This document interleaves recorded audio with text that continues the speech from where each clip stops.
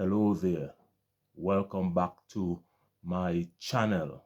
My name is Bjorn and I am in Africa at the moment. That is why the name of my channel is Bjorn in Africa.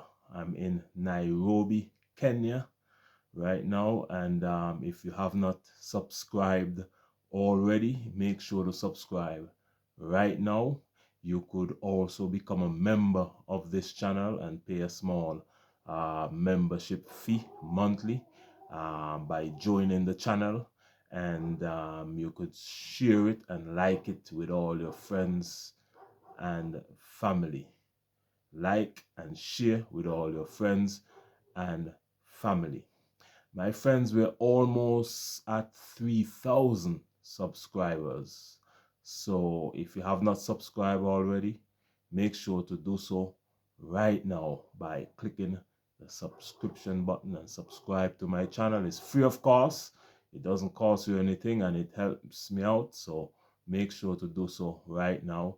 And also, you watch all the ads as well, because by watching the ads, you would be supporting me, because YouTube pays me a little cents here and there on the ads that you watch. So that's how I get support, my friends. Now, today is a very serious but funny topic that I have for you today.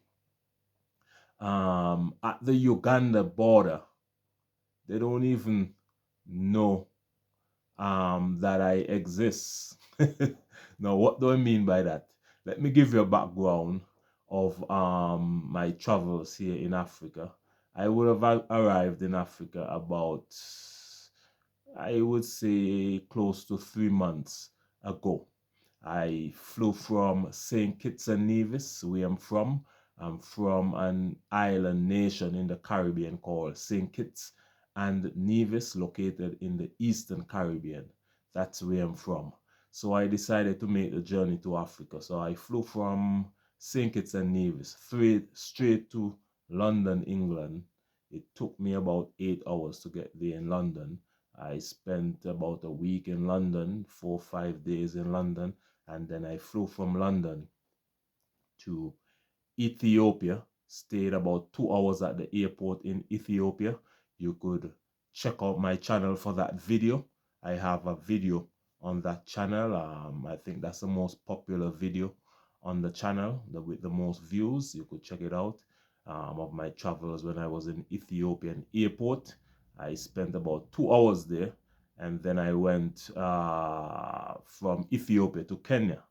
But however, I only spent about 3 weeks in Kenya, and then I decided, I got an offer to go to Uganda, someone to host me at Uganda. So I went to Uganda. So after 3 weeks in Kenya, you could see all those videos on my channel as well. I decided to catch the bus from the city of Nairobi in Kenya to Kampala area, the city of Kampala area in Uganda. So I booked my bus ticket, and then when I checked the time, I said, wow, this is gonna be a long journey. It actually took me about 13 hours around there to get from Kenya, Nairobi, Kenya, to Uganda. And it was an overnight trip. So most of the night it was darkness. But my friends, here's the interesting part. When I arrived at the airport, not the airport, the land border, I catch the bus from the city of Nairobi to Uganda.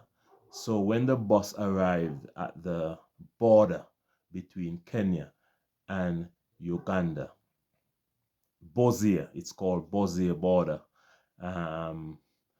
When I arrived, there's like an airport facility where you check immigration, you check your bags, they screen you, check your passport, just like an airport before you cross the border. The bus pulled in at the terminal, so everybody got off. I got off as well. Another thing, I didn't have my yellow fever vaccine, so I had to get a yellow fever vaccine at the Uganda border in order to cross into Uganda.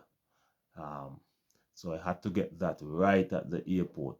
Not the airport, the immigration. And that, of course, costs money. It's not free. So, but while I was at the immigration, it was a line and I was waiting for my turn to check in. So for them to check my passport and so. So when I gave the immigration officer my passport, they went through all the pages. They're like, "Oh, what is this?" They're looking at my passport from back to front and so on. The immigration officer looked at me straight in the eyes and he said to me, um, "You made up, this is not real. This country is not real." I said, "What do you mean this country is not real?" He said, "This is, I don't know this country. This country, I never seen this country before. It's not real. You made this up. You made up your passport. Where you from?" So I told him I'm from St. Kitts and Nevis, island nation in the Caribbean. So they said, "What? St. Kitts and Nevis? What's that?" They said, "No, no, no, no, no. You're Nigerian. You're Nigerian." So I said, "What? No, I'm not Nigerian. I never been to Nigeria." Immigration officer looked at me and said, "I don't trust you. You you're Nigerian and you made up this passport. This is not real." So I said, "Okay, let me see the passport here." So I looked into the passport. I said, when I flew from St. Kitts and Nevis, I went to London, Gatwick. This is a stamp. I showed him in my passport. This is a stamp for London, Gatwick. I left London, Gatwick. I came to Nairobi. This is a stamp in my passport for Nairobi. If this passport was not real and I made up this passport, I asked him the question, "Do you think that I would get through London?" Because I got through immigration in London. I stayed for 4 or 5 days. "And do you think I would get through Kenya as well?" And then he looked at me and he said, "Oh, where's your visa? Where's your visa?" So I remember seeing something online. Maybe it's going to be a visa on entry. They're going to issue the visa on entry. So he said, "Oh, you don't have visa. You don't have visa." So I said, "Okay." I didn't know I need a visa. I thought it was visa on entry or something on entry, because I know Uganda. In Uganda, Ugandan citizens don't need a visa to come to my country. So I saw online it was like visa on entry. I don't know. I thought you just give your passport and they stamp you and you maybe pay a fee and you get into the country. So he said, "No, no, no. You were supposed to sign up online. You were supposed to go online and apply for visa. It's gonna cost money now. It's gonna cost money." So when I went online, I think I saw $50 for visa on entry, but the immigration officer charged me $100. I don't know how they got the $100, but they went all around. You had this lady taking me all around the airport. "Oh, you could go here, you could go here." Then the lady went to talk to somebody, and it was complete confusion in the airport. Not airport, in the what do you call it, land border. But the bus was waiting for me, so I of course had to pay that money to catch the bus to get into Uganda. So I just paid that money and so on. He gave me my passport and said, "Oh, you can go, you can go." So that was a very disappointing. It was a funny experience, but it was disappointing as well that the immigration officer didn't know that my country exists. I mean, how could you be an immigration officer at a country border and you don't know all the countries in the world? It's simple. If somebody gives you a passport, the simple thing would be is to Google a country. If you've never seen the country, go online and Google a country and say, "Okay, this country is this place." But to say the country don't exist and that I made up my passport and that I'm a Nigerian and I made up everything, that was unfortunate, my friends. and it's not a good experience. I hope Uganda would look into that and fix that, because for Ugandan citizens, they can visit my country visa-free, but for me going to Uganda, they don't even know that my country exists, and that is not good. I would have heard more stories about that, citizens from my country traveling to African countries, and they don't even know the country exists. St. Kitts and Nevis exists. That is not good at all. So African countries need to look into that. You need to know all the Caribbean countries, and because we're one family.